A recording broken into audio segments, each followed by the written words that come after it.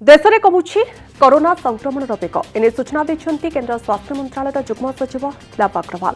स्वास्थ्य मंत्रालय सूचना अनुसार देश में कोरोना संक्रमण बेग कमुछि। कोरोना ग्रोथ फैक्टर 40% ह्रास पाई। 24 घंटे 1007टी नुआ केस सामना को आसुछि। देश में कोरोनार 80% रोगी सुस्थ अछंती। वर्तमान सुधा 1749 जन सुस्थ होई घर को फेरी। लॉकडाउन लघु उत्पाद संग्रह उपरे कटकणा कोहल कराजिबो। केते क्षेत्र में कार्य कटकणा कोहल हेबो बोली सूचना दिया जाउछि। सेपटे फसल अमल उपरे कटकणा नथिबा केन्द्र स्वास्थ्य मंत्रालय पक्षरु कहा जाउछि। आवश्यक सामग्री जोगाई देबा व्यवस्था नियंत्रण में अछि।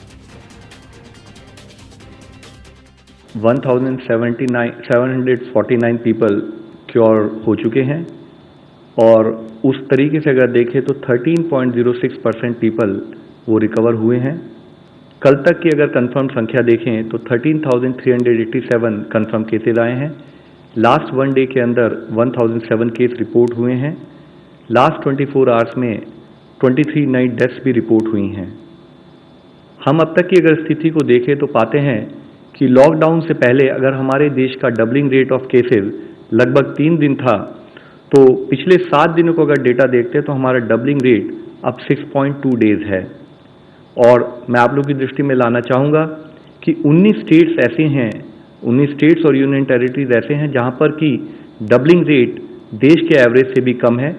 और वे स्टेट्स हैं केरला, उत्तराखंड, हरियाणा, लद्दाख, हिमाचल, चंडीगढ़, पौंडीचेरी, बिहार, उड़ीसा, तेलंगाना, तमिलनाडु, आंध्र प्रदेश, दिल्ली, यूपी, कर्नाटका, जम्मू एंड कश्मीर, पंजाब, असम और त्रिपुरा।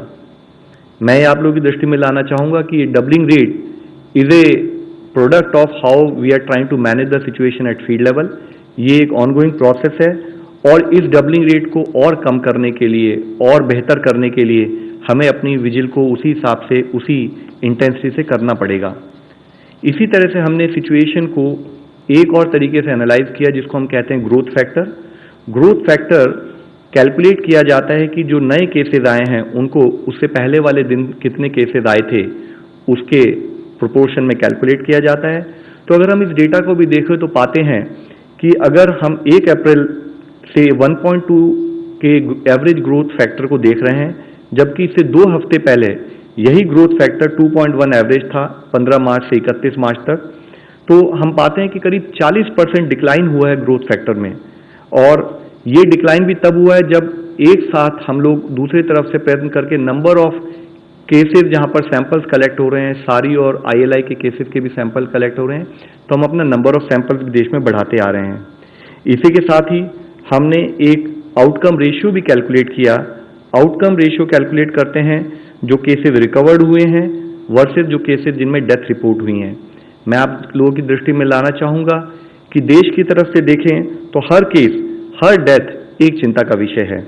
और उसी समय में लेकिन अगर हम देखें तो हमारे यहाँ पर केसेस हैं करीब 80% अगर हमारे केसेस रिकवर हो रहे हैं और 20% केसेस में डेथ अगर जैसे रिपोर्ट हुई है, तो ये दूसरे देशों से अगर कंपेयर करें तो शायद हम कुछ बेहतर कर रहे हैं और हमें इसे और बेहतर करने की हमें एफर्ट करना है कि हम अपना ट्रीटमेंट और केयर फर्दर इंप्रूव करते रहें ताकि हम इस रेशियो में फर्दर इंप्रूवमेंट ला सकें।